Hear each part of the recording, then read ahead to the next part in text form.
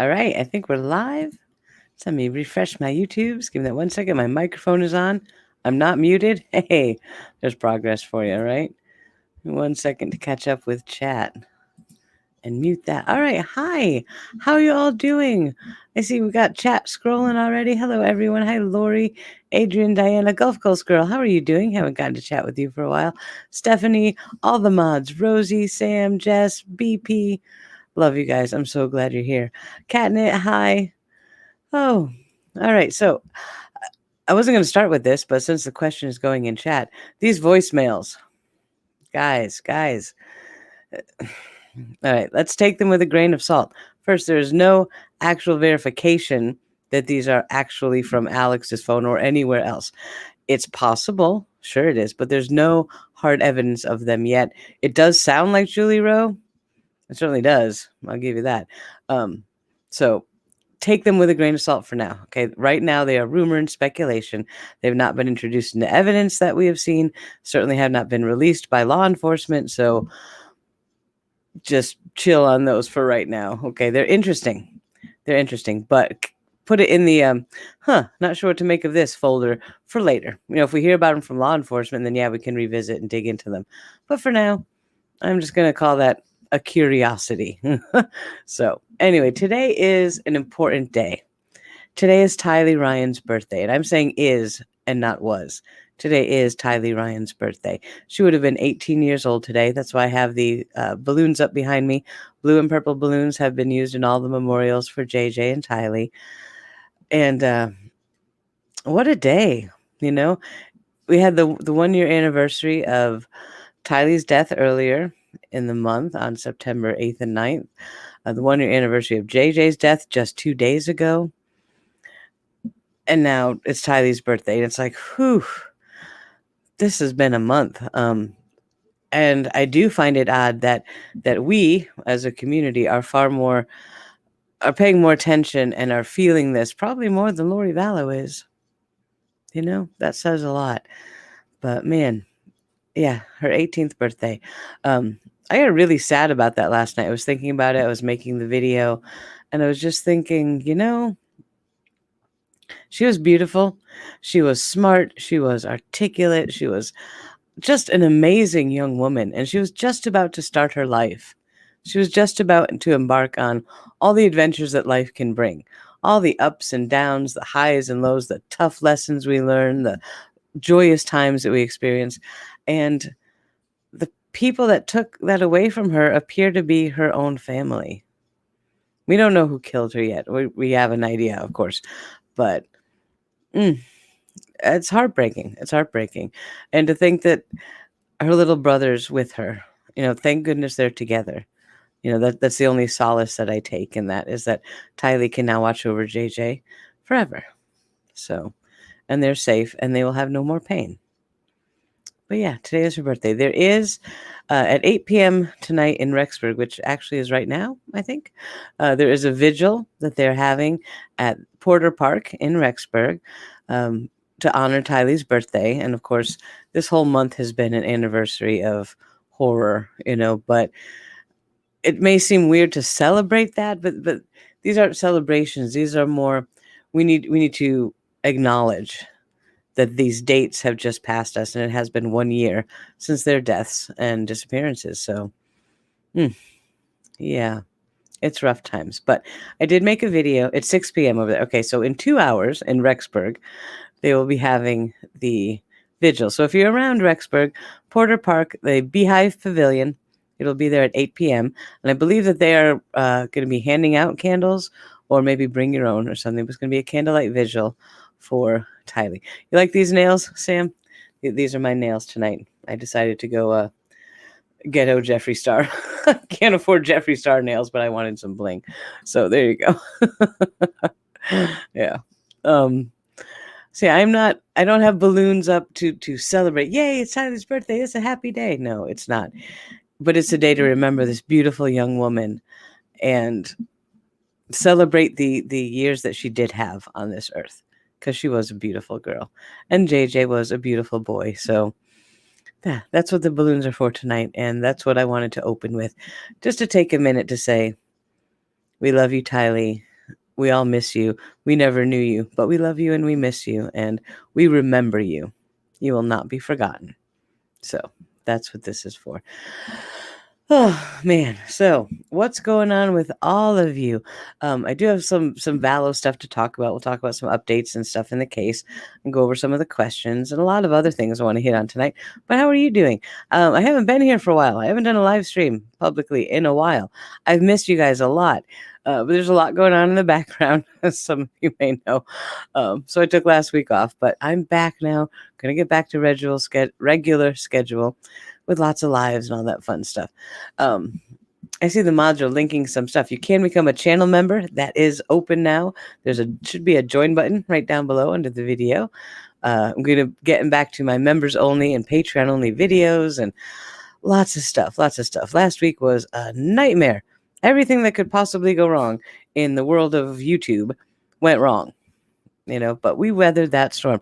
I have the most phenomenal mod team on the planet. I don't think there's another channel that is as lucky as I am to have the mods that they have.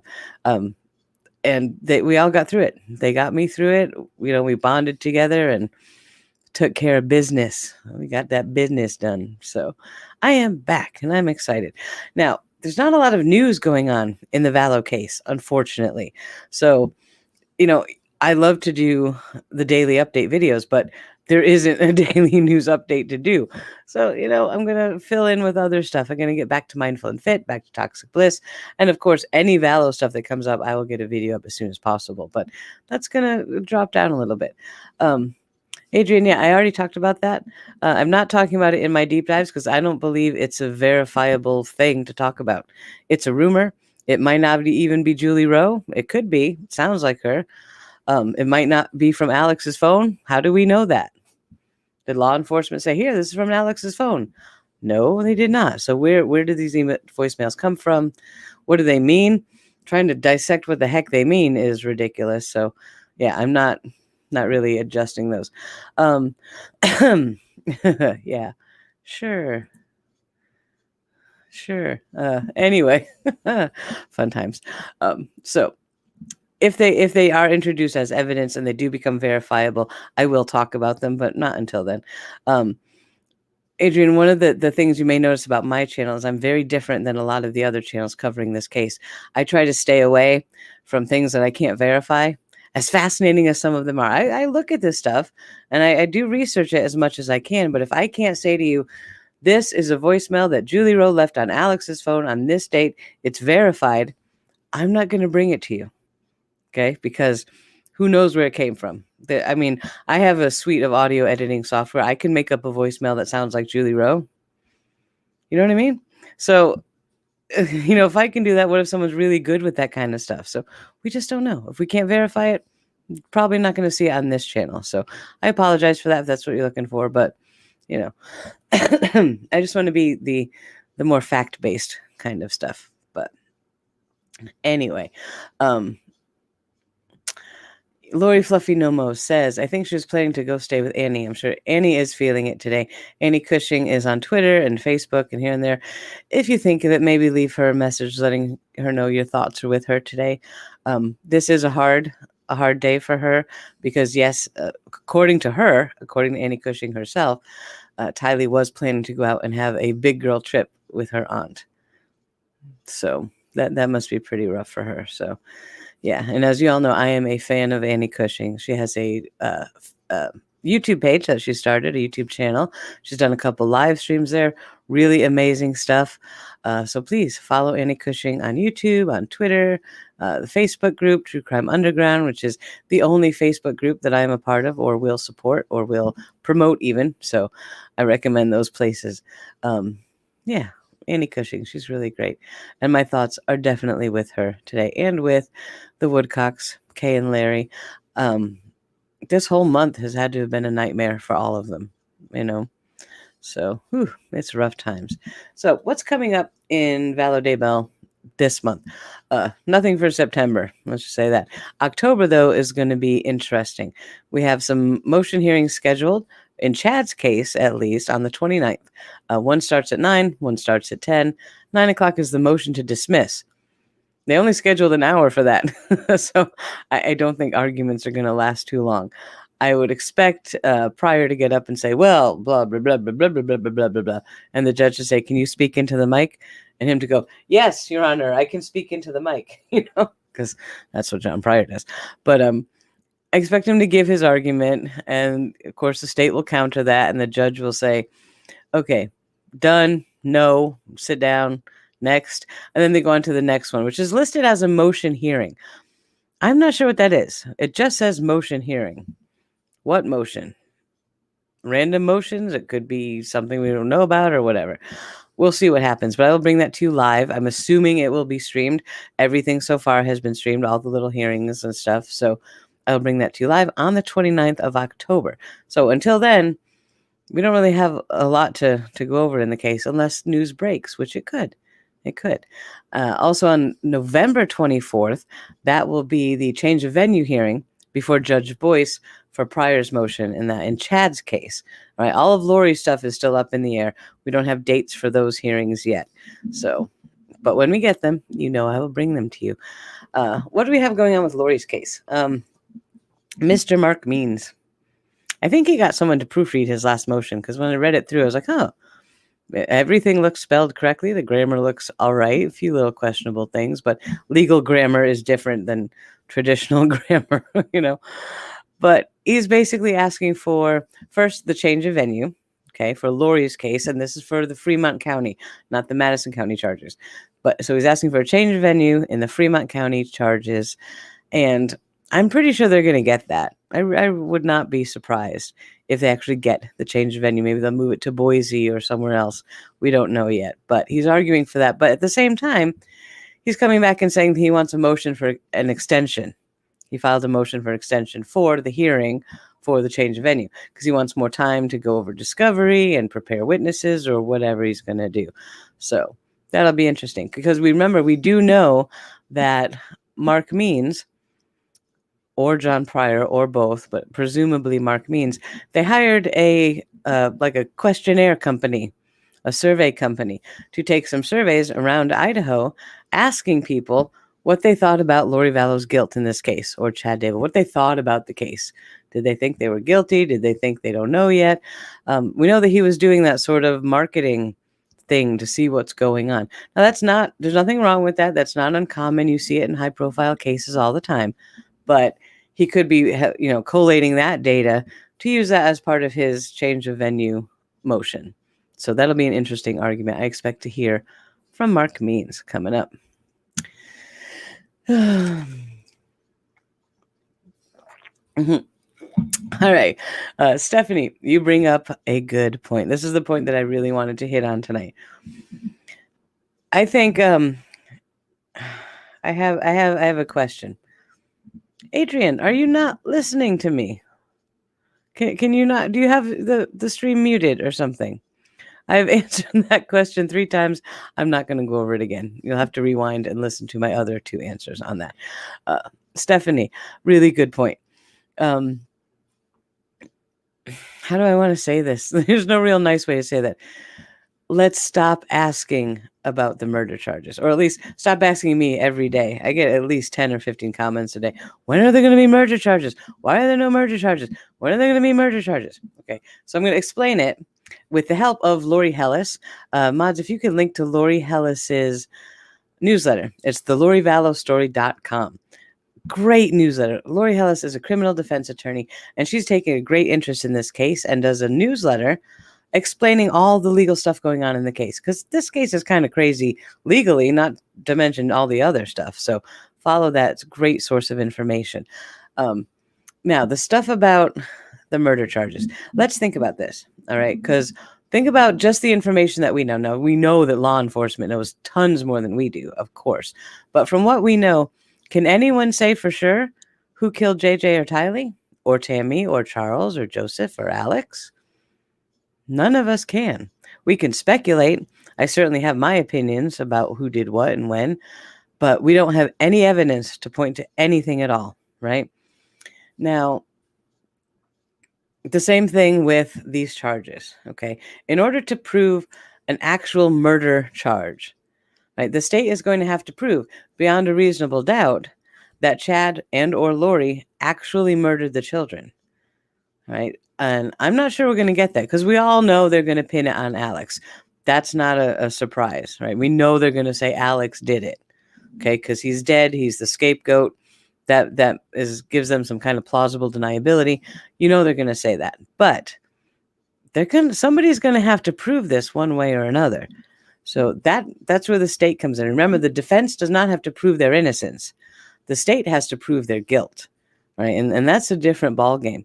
So what I'm looking for are not first-degree murder charges. I'm not thinking we're going to get those. But what I'm looking for is conspiracy to commit murder for Chad and Lori. Okay. Now remember, if they get hit with conspiracy to commit murder and the state can prove that they were part of a conspiracy, that they acted in furtherance of the conspiracy, either emails, did somebody email Alex and say, tonight's the night, it's time to get JJ, right? If Lori sent that text to Alex, that's evidence. That is evidence that she acted in furtherance of the conspiracy. That would be a win for the state if they have something like that. Same thing with Chad. Did you guys do it yet? Did you get JJ yet? Did you get Tylee? Something like that. Any kind of text like that between the three of them, boom, that'll prove their conspiracy to commit murder. Now, if they get charged with conspiracy to commit murder, remember that can carry the same penalty as the murder charge. So don't freak out if you see that and go, that's not a murder charge. Blah. Don't do that because it still can carry life without possibility of parole. Death penalty, I'm not even sure, how far that's going to go in this case, but it could potentially carry those types of sentences. So that'll be okay. That'll be okay. So that's what I'm looking for. Now, why haven't we seen this yet? I'm curious about that. Insofar as I think the state has got all of the electronic data that they need, but maybe they haven't sifted through it yet. Remember, it was only June, was it June 9th? Where they got Chad and picked him up on charges. And you can assume at that point, all of the electronics that they needed, maybe they had some from before from the search for Tammy, but they got everything else once Chad was arrested. That's a lot of data to sift through. Every text message, every Google search, every time Chad turned on his phone. Right? For what, a year? That's a lot of data. And then it's not just Chad. You think they have to do that for Lori's phone and for Alex's phone and for Tylee's phone and for anybody else involved in the case. Right? So that is a mountain of data that they have to sift through. And they have to go through line by line by line and try to figure out what each thing means. Right? Google search for paper towels. What did that mean? And they have to look. They have to say, okay, he's looking for the best paper towels. Was that the day one of the kids was killed? Could that be part of it? Do they have some forensic evidence that maybe they were paper towels? Or, do you see what I'm saying? You have to go through every single tiny piece of data and see if it fits into the puzzle and then find corroborating evidence to fit that. And it's not an easy process, not in a case like this, not at all. So they have a lot to go through. They really do. Plus, they're also looking at all of the other deaths. It's not just JJ and Tylee. They're looking at Charles's death. We know that just recently they released a toxicology report for Charles. So somebody's doing something in that case. We know there was a lead detective appointed for Charles's case. Maybe he's working with Rob Wood. Maybe they're trying to look. Now, granted, that's in another state, but I think that the whole thing is working as one giant spider web to get all of the information. So Joseph's death, I don't think they're actually investigating Joseph's death. The FBI said they could neither confirm nor deny. We don't know, but certainly with everything else that's come to light, I would not be surprised if they're going to be like, let's revisit that just one more time, give it another look through. But then we also have Tammy's death. We know they're actively investigating Tammy's death. Their statement in April that they are looking at Chad and Lori for Tammy's death, for conspiracy to commit murder, attempted murder, and murder. So, but all of these things going on, all of these different puzzles, it's not just one murder case. We have 6 deaths. That's a big deal. That's a big deal. And 6 deaths across multiple states and, multiple jurisdictions. And you have DAs from this state and that state and all these different investigators. So, Yeah, it's going to take them a long time to tie it all up. It really will. It's very hard to be patient because we are all jumping up and down, screaming we want justice for these kids and the others. But we have to really, really kind of contain ourselves a bit, you know. One of the things that we've seen in other cases that we followed online and on YouTube is that sometimes the speculation that gets so rampant can actually harm the investigations. All right, you have people saying, well, I heard an email that, or read an email that so-and-so said so-and-so did so-and-so. And then YouTube explodes with this, right? And all of a sudden, all the channels are, oh my God, he's guilty. Ah.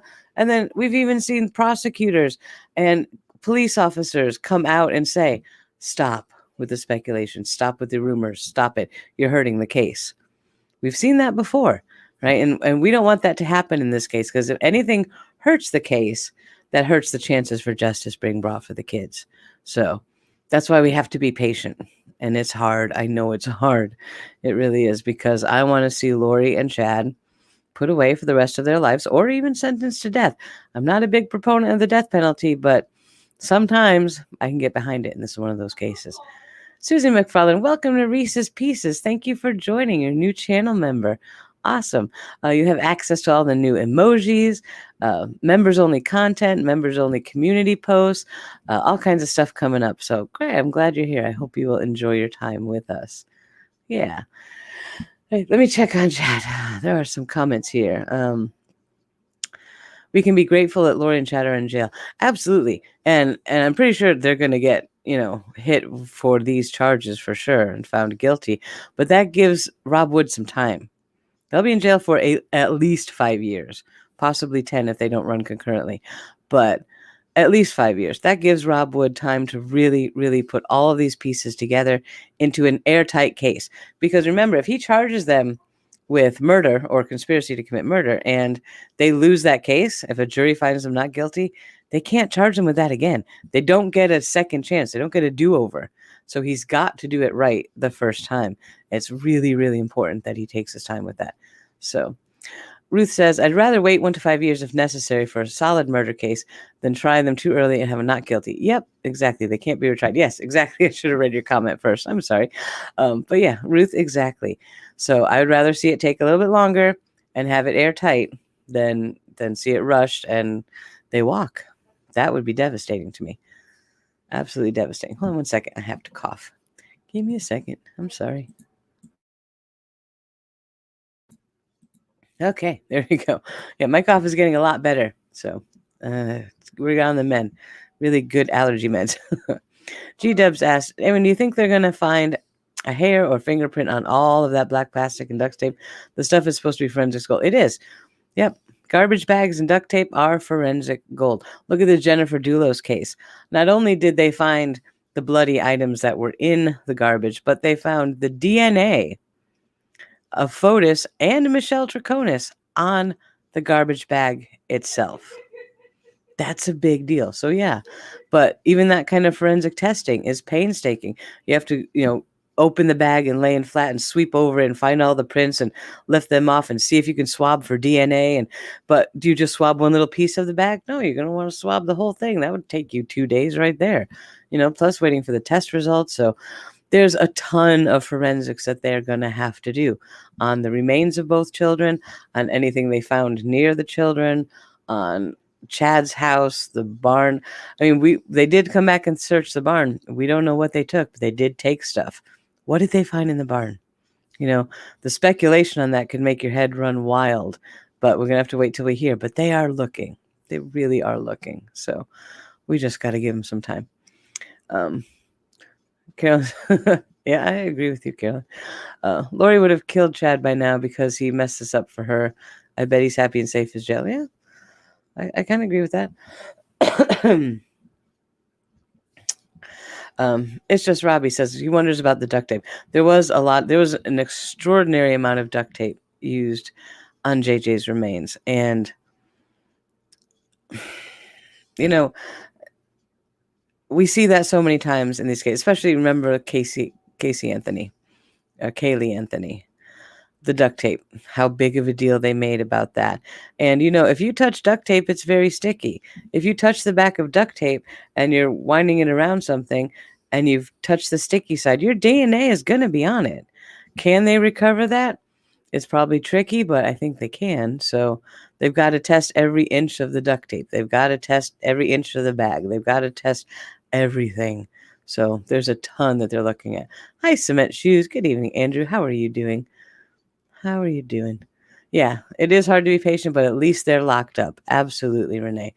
Let's be glad that they are in jail and they're not walking the streets and they're not doing their podcasts and writing their crazy books. I mean, they can write a book in jail, whatever. But, you know, at least the public and the world at large is not having to deal with them for a while. And let's hope they stay there. I really do. Hi, Vicky Hurd. How are you doing? I'm glad you're here. You didn't miss too much in just ranting about Chad and Lori and, you know, the why we have not seen murder charges yet, because that is the big question on everyone's mind. On everyone's mind. We get asked that every day in Discord and YouTube comments and stuff. The only person that knows the real answer to that question is Rob Wood. But all we can do is speculate and say, you know, if they're doing murder investigations, it's a big deal. It is a big deal. You have less patience waiting for them to release the children. I believe it will help the grieving process from the family. It breaks my heart. It does. That is terrifyingly sad to think that they can't lay the children to rest yet. But at the same time, I'm sure the family understands that they want every possible piece of forensic evidence so that they can go to trial and win, you know. So that's a tough thing to go through. I can't imagine what it's like to go through that, but I'm glad law enforcement is doing their due diligence. It seems, at least from this perspective, it seems that they are working very, very hard to get everything they can. G-Dub says, if they do find a hair or fingerprint on the plastic or duct tape, would that be enough for them to bring murder charges against them? Not necessarily, because think about it. Excuse me. If they find, say, Chad and Lori's DNA on the garbage bags that were around JJ, as morbid of a thought as that is, that only proves that they wrapped the body in preparation for the burial. That doesn't prove they murdered him. Okay, but it's another step closer. It's another step closer.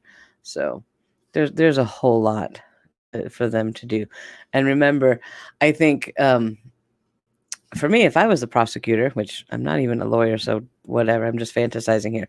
If I was the prosecutor, I would be looking at trying to prove the conspiracy to commit murder and pushing for life in prison without parole.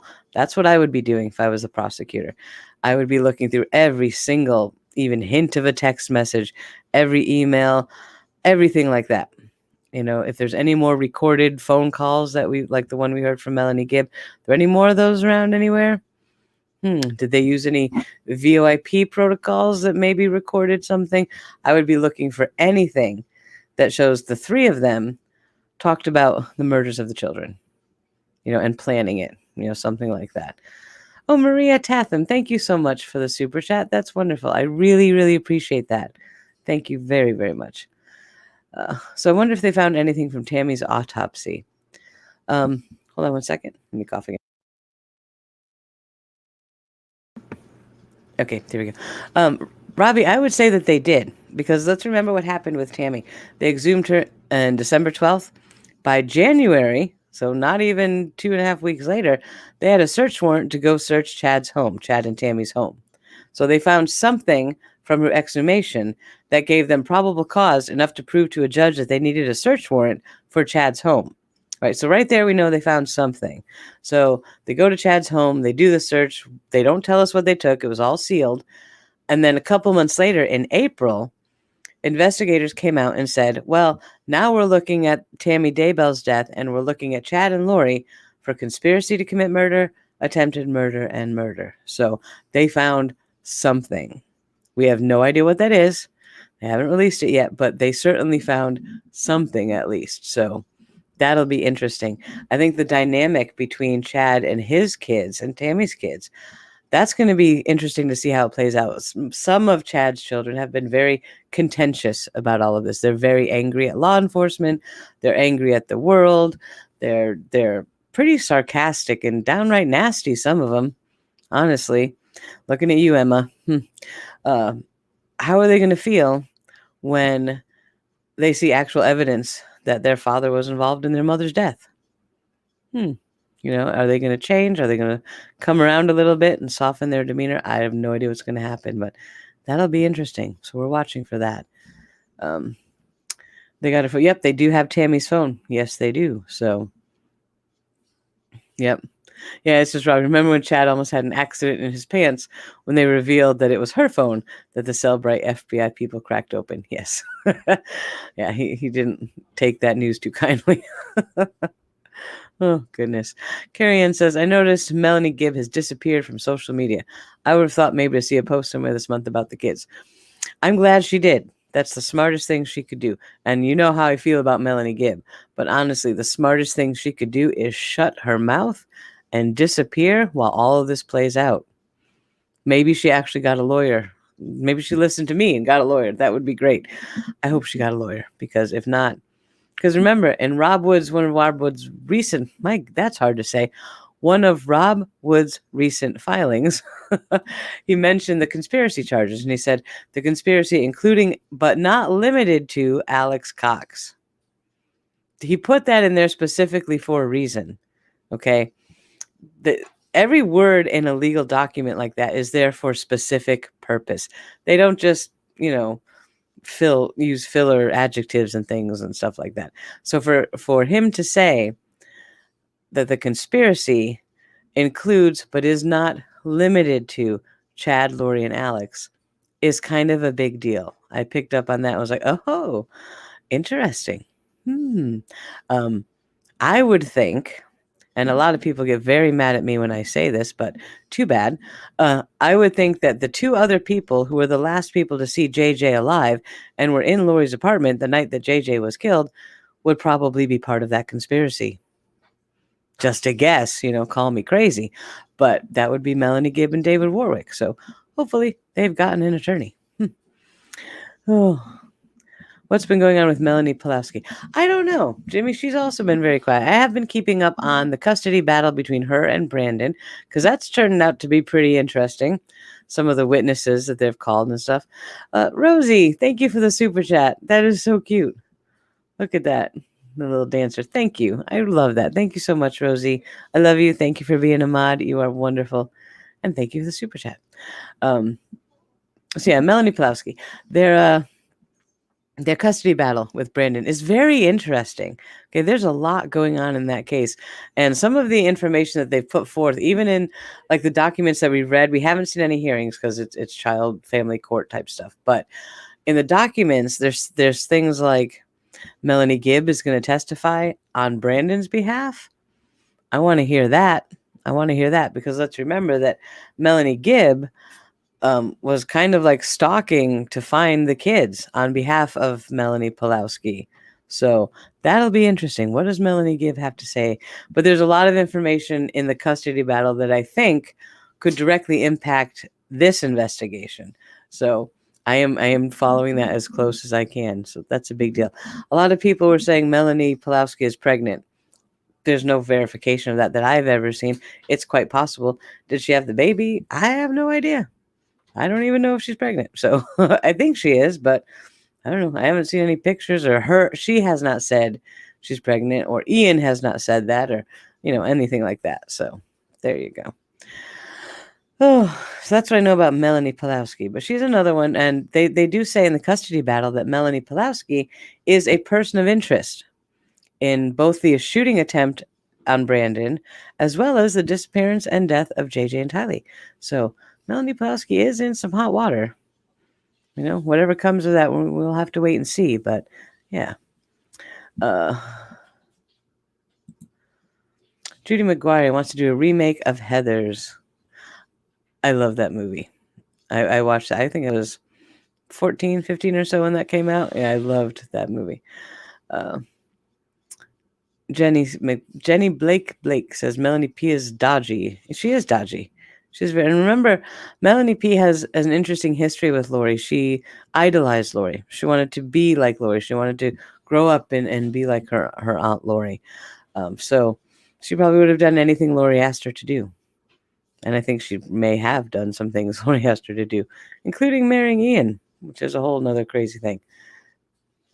But she might be excommunicated. It's possible. It's possible. The church has not said too much about that yet. Excuse me. I don't think the church wants to get into a big discussion about excommunicating some of these people who promote these fringe beliefs, because they'd probably have to excommunicate a whole lot of people. Just saying. So if they open that door, they're going to have some trouble. Oh, goodness. Let's see. Oh. Yeah, Robbie, that is a lot of 10% tithing. So, yeah. But anyway, I think that certainly excommunication should be on the table for quite a few of these folks, but that's not my choice to make. That's up to the church. They do them. I'll say they do you. You do you, church, whatever. You know what I'm saying. Oh, so Jenny says Ian was targeted. I think it's been totally hoodwinked. I don't think he was hoodwinked. I think they knew Ian long before this whole wedding thing. They didn't just meet and get married 10 days later. That's nonsense. I don't think he was hoodwinked when he wore the wire for the FBI. I don't know. I have some thoughts about Ian, but let's wait until we get some more verified information. When you read the letter or the notes that Ian Pawlowski left on the laptop that his son took home, that his ex-wife Natalie found, when you read those notes, you can read it two ways. Yes, there's a lot of explosive information in there and a lot of details, but he tries to rationalize it all away. He tries to deflect a lot of it. It's very kind of a CYA situation with those notes. So I question Ian's level of involvement and knowledge of what's really happening. But that's just me. So, in this situation, I'm suspicious of everyone that knew Chad and Lori, period. Everyone, it's hard to say any of them were on the right side, as it were. Let's see. Ian, he was a buddy of Chad, and he did know. Remember that there was an email or something from much earlier in the year, like March of the year that they were married, and before they allegedly knew each other, where I believe it was Melanie Pawlowski telling Ian that Natalie was dark. If she didn't meet him till they got married in November, how would she know his wife, and how would she know he was dark, and where did she get the information that she was dark? And goodness gracious, there's some trouble there. Their story is not watertight at all. So, yeah, Ian Pawlowski's trouble. When he and Melanie were interviewed on national TV, they both claimed there is no cult. They don't believe in extra LDS stuff. Right. Baloney. That is what they said. And yeah.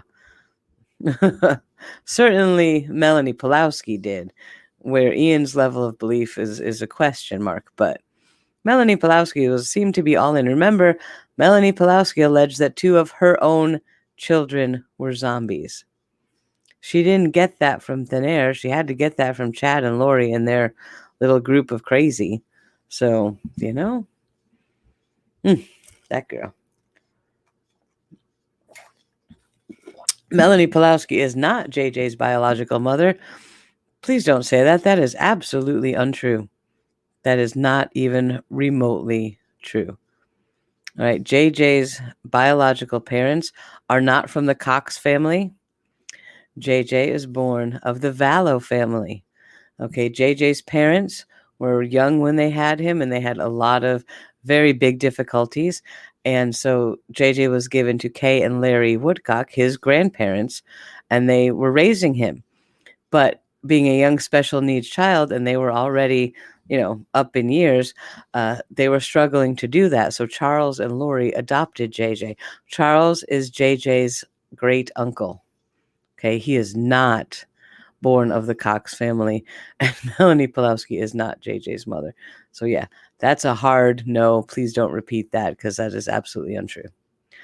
It is insulting to JJ and Charles, and to Kay and Larry, and to JJ's parents too, who did the right thing by asking their family to help raise the child, you know? So, you know, let's take a moment to think of them too. Has Christopher Parrott contacted you? No. Why? Is he supposed to contact me? That would be interesting. In fact, Avow has had some trouble lately. They switched over to a new server or service or something for their website because, you know, they charge to be on their forums. It's like $5 a month. But they switched over to a new service to do that, and apparently it crashed, and everyone suddenly was told that their membership had expired and nobody could log in. And I think Christopher Bear's a little busy dealing with that right now instead of talking to me. I'm not having issues with Christopher Parrott. I don't like the guy, but we haven't talked ever. I don't plan to ever talk to him. So, yeah, I don't think he's going to contact me. I was having issues with Michael and Nancy James. That could be what you're thinking of.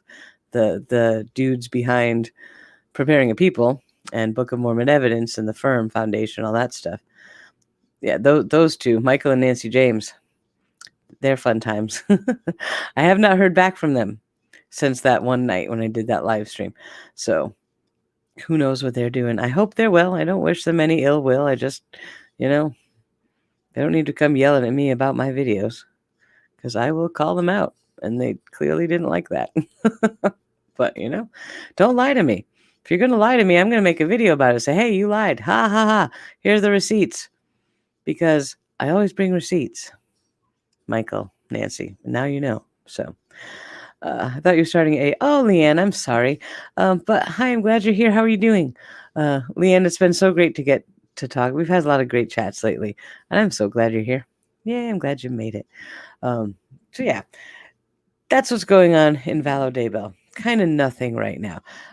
So I do recommend, again, Lori Hellis's newsletter, because if you want to know what's going on in the legal, if you want to know why there aren't murder charges, if you want to know, can they charge Lori with, or can Rob Wood bring charges about Charles's death, even though they're in Idaho and that was Arizona or Utah, I can't remember now. She's answering all those questions on that newsletter, and it's absolutely free. Well, I have an itch. I'm afraid to scratch with these nails because they're going to fall off.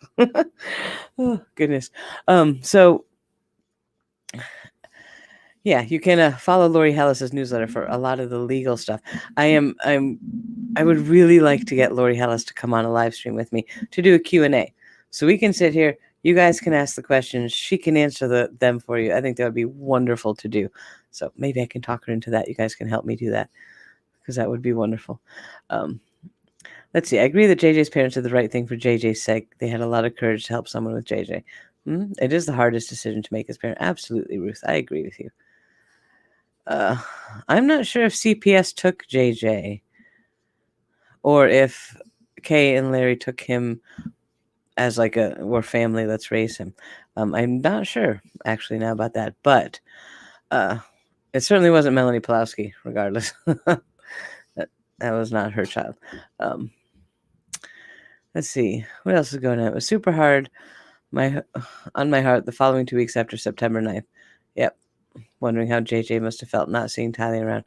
Yeah, Tylee was his whole world. It doesn't bear thinking about because you're going to cause yourself undue amounts of pain imagining what that was like for him. You know, let's focus on bringing justice. Okay. We have to, the cases like this, we need a level of self-care. All right. Because if you let yourself start imagining, what did JJ think and feel while Tylee was gone? Oh my God. What were his last moments really? When you start getting into those thought patterns, you can easily spiral into a full-on depression. You really can. This is a very traumatic case. So focus your energies on what can I do to bring justice? What can I do to keep the story front and center?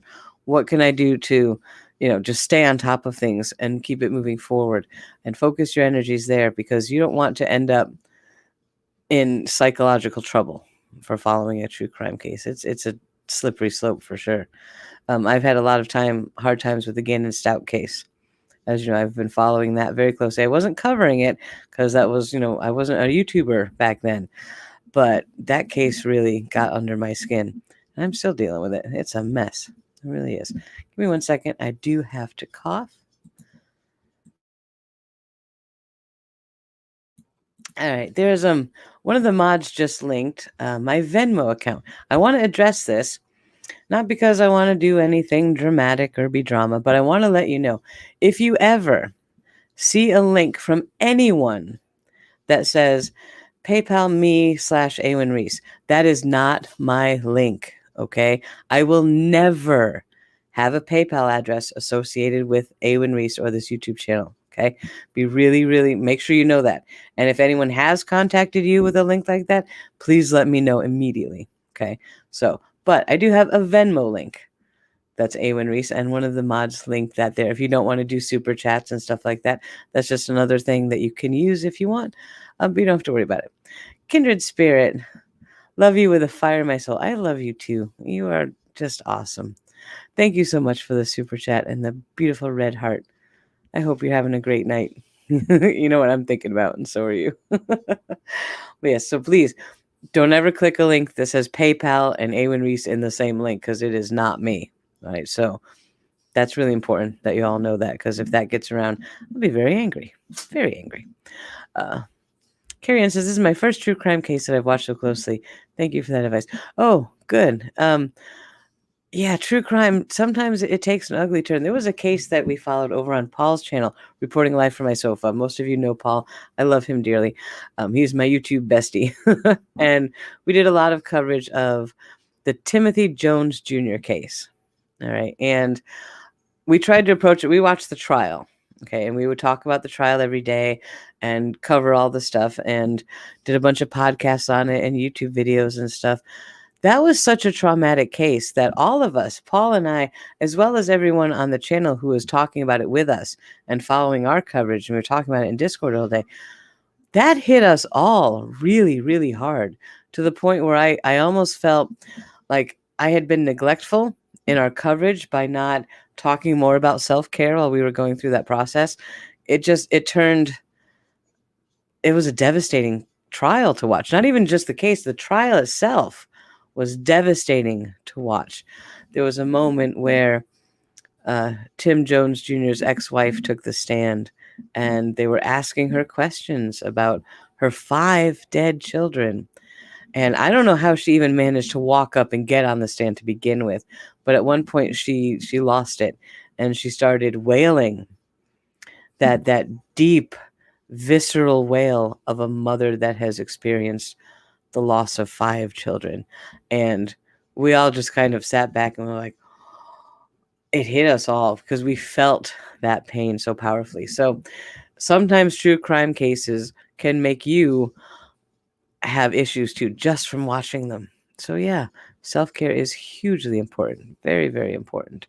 Especially with a case like this, where we have little kids that were just so beautiful and happy, and all the pictures of them just bring joy.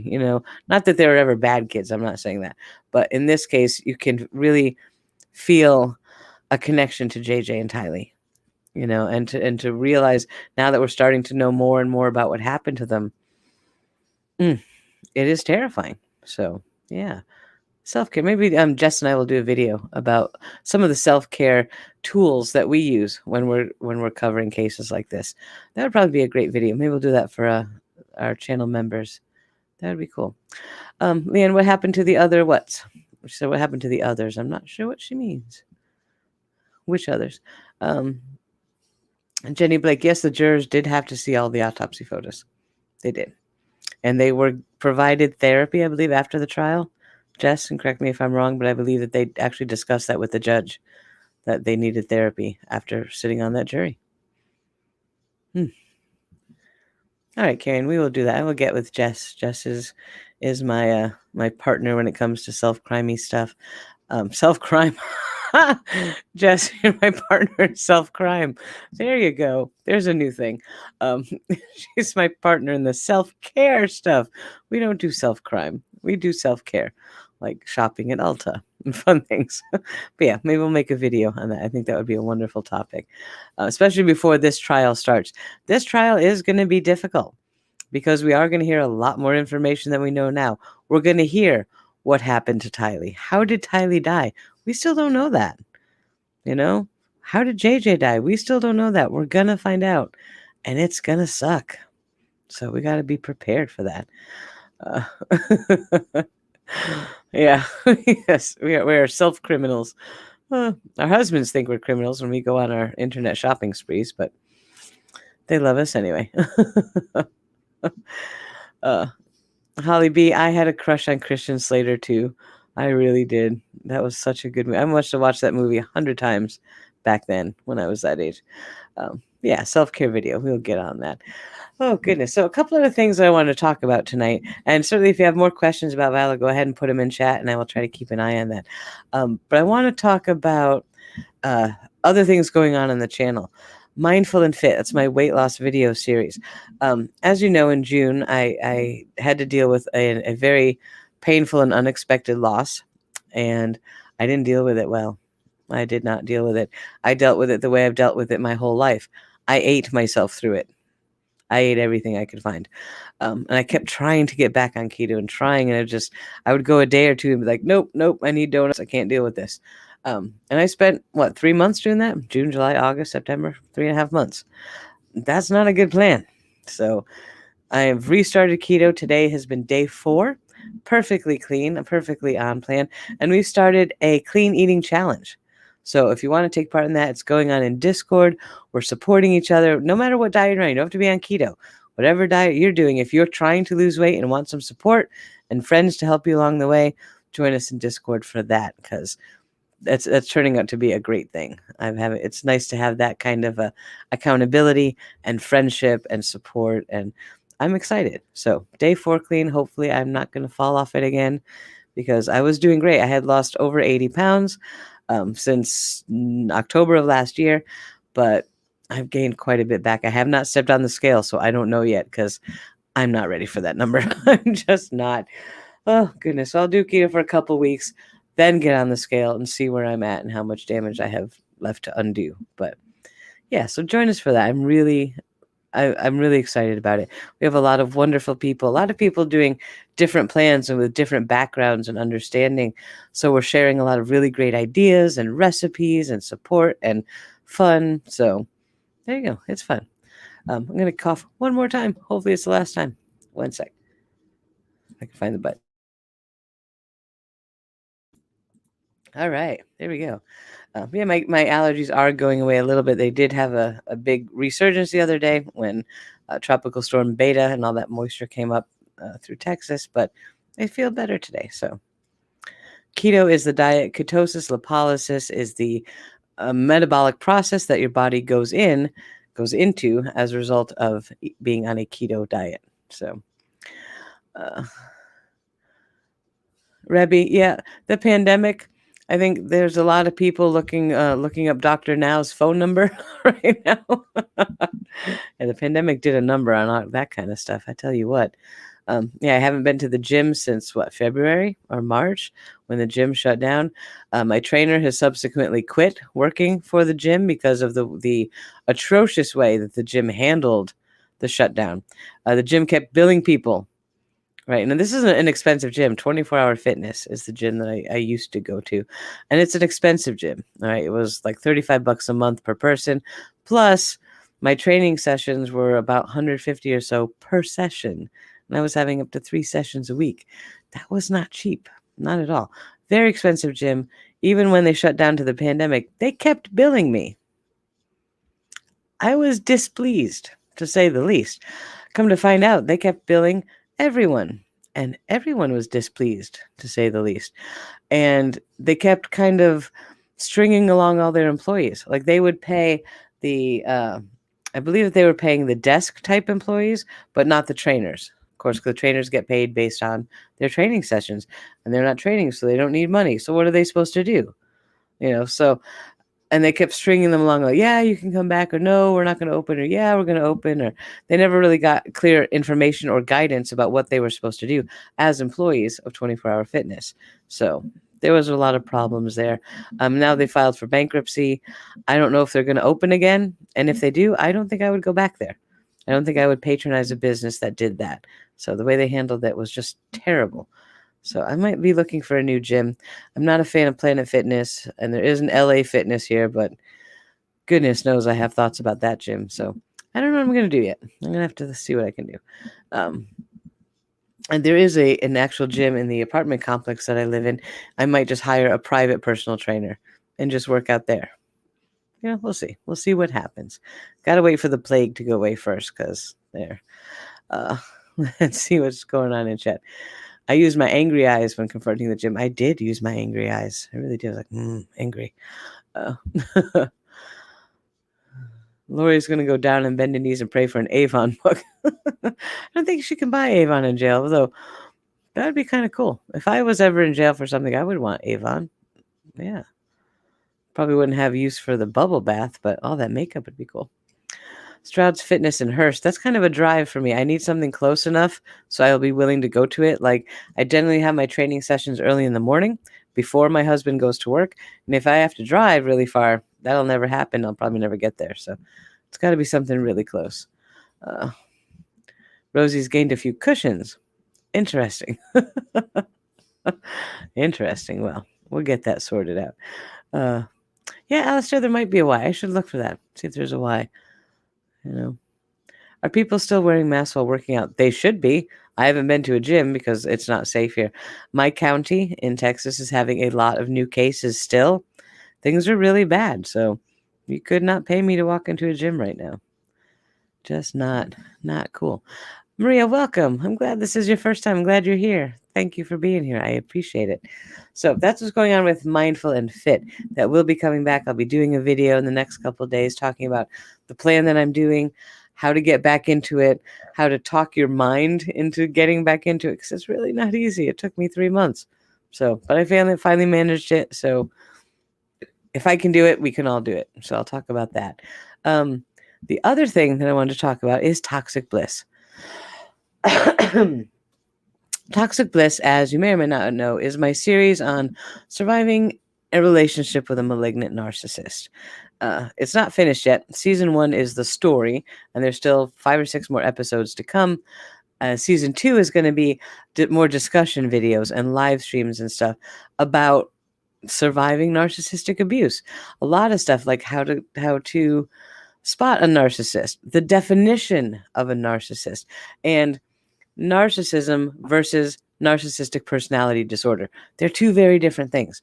So all of that is in the works. It's planned. And certainly learning a lot about narcissism and the cluster B personality disorders, all of that stuff, psychopathy, sociopathy, all of those things help us the more we understand them when we're dealing with true crime cases, because we see that a lot. But we also need to understand it because you see people throwing around the word narcissist like it's candy. Just because somebody killed someone doesn't necessarily mean they're a narcissist. There's a lot more to it than just that. So that whole series is going to be about learning what narcissism actually is, learning what narcissistic personality disorder actually is, how to spot one, so that you see it coming before you end up a victim of one, because it's very tricky. And one of the things I'm planning for my channel members and Patreons, because it needs to be kept a little sedate right now, is a special video about a narcissist that I have recently encountered in my life. I wasn't sure I would ever, I knew I would encounter one again. I didn't think I would ever fall for one again. I thought, I have learned too much. I am too smart. I am too aware. I am too focused on, I talk about narcissism every day. You would think when I encounter one, I'd be like, aha, not today, Satan. And I would recognize it immediately. I missed this one. And I've spent a lot of time thinking about how this happened. Okay, I'm not supposed to be the one missing the red flags. I'm not supposed to be the one falling for a narcissist again. Right, it's not a romantic thing. Don't think that. I don't have a boyfriend or anything like that. But I was shocked that I missed it. Absolutely shocked. So I've been doing a lot of soul searching and a lot of thinking and even a lot of reading and research to see what I missed, how I missed it, why I overlooked things that I recognized kind of early were problematic. And I want to do that in a podcast. I want to talk to you guys about that. So it's like, here, even when you think you know everything there is to know about a narcissist, you can still get surprised by one. I was surprised, but I learned a whole lot from that. So we're going to talk about that, and that's coming probably in the next couple of days. But that'll be just Patreon and channel members because, it's too soon to put it public, but it will be. It will be. So I think that'll be fascinating look at how these things happen. So let's see. Gulf Coast girl spent a year in counseling because I had a narcissist in my life. It was not a spouse. Yeah, they can be boyfriends, spouses, parents, mothers, fathers, sisters, brothers, bosses. A lot of people come to me saying that they think their boss is a narcissist and their life at work is absolutely miserable. So yeah, they can be anyone. They don't have to be romantic relationships. Narcissistic parents are some of the worst because you can't escape. You're a kid. So, and they can do a whole lot of damage. But anyway, so yeah, all of that stuff is coming. Mindful and Fit, Toxic Bliss. I'm going to cover the Vallow case like nobody's business. The second any news happens, I will bring it to you. A lot of little court filings have happened recently, like Mark Means' motion for extension.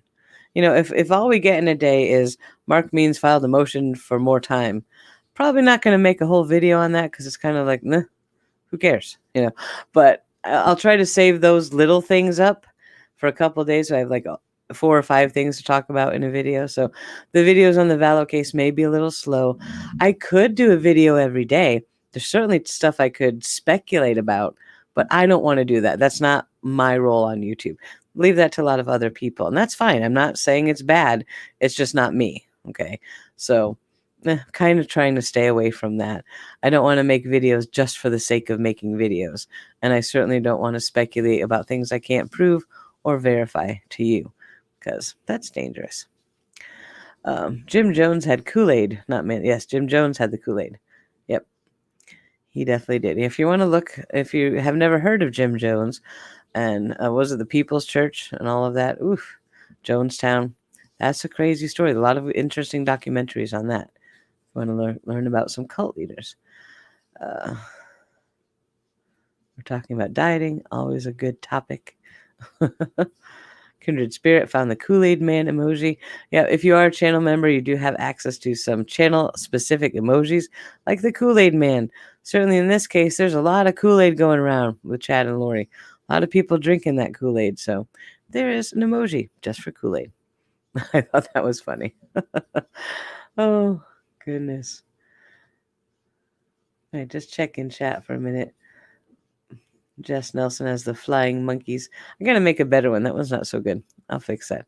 Curious Cat, thank you for the super chat. Just bravo. Look at that cute kitten there. I think that's a kitten. That's adorable. Thank you, Curious Cat. I appreciate that very much. All right, so a few minutes left before we wrap up the live stream. If you have any questions, now is a perfect time to ask because I am watching chat. I'm trying to focus and be more interactive. Paul is really good at reading chat and talking. I don't know how he does that. I haven't mastered that art yet. But let's see. I hope your narcissist channel comes up here.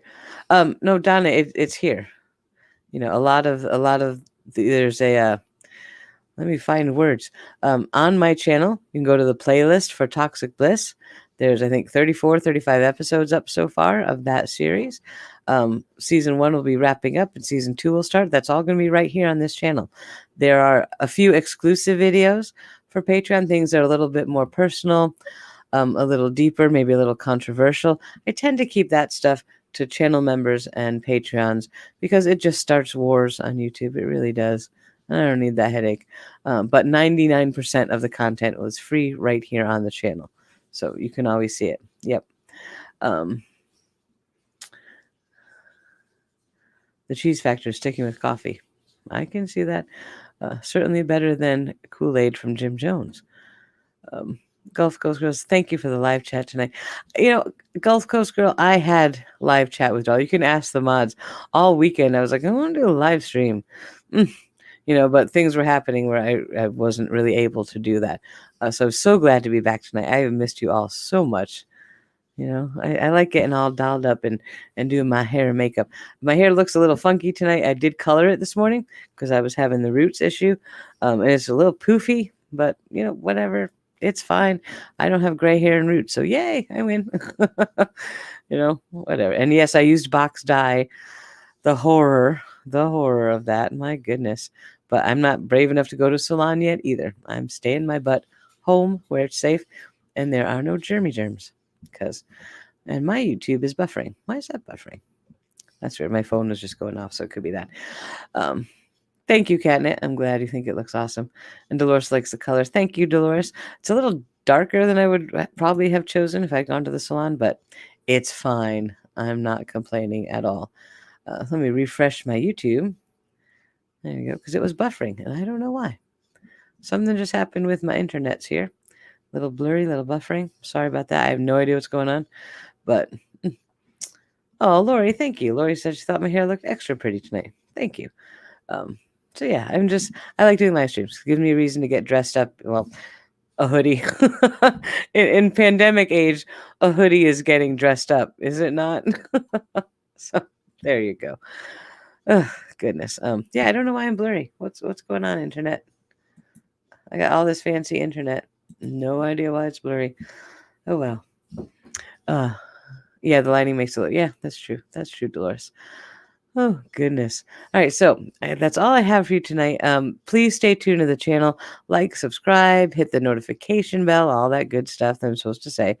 Because any Vallow Daybell news, I will bring it to you immediately. I don't know what we're going to hear. We may hear some leaked information or something in the next couple of weeks, or we may just have to bide our time until October 29th for the next hearing. But we should have some hearings scheduled for Lori because Mark Means does have motions before the court for Lori's case too. We just haven't gotten the dates yet. So stay tuned. As soon as I know those dates, so will you. And we'll cover that. Anytime it goes live, I'll bring it to you live. If it's just motions, I'll put up a video reading them through and explaining them the best I can. And if we have legal questions about them, I will ask Lori Hellis and some of my other legal friends, and we'll get you some answers. So I'm working hard to get you the best information and the best answers I can with verifiable information and not just rumor. But one of these days, we're going to sit down and we're going to do a rumor live stream. There are so many rumors in Vallow Daybell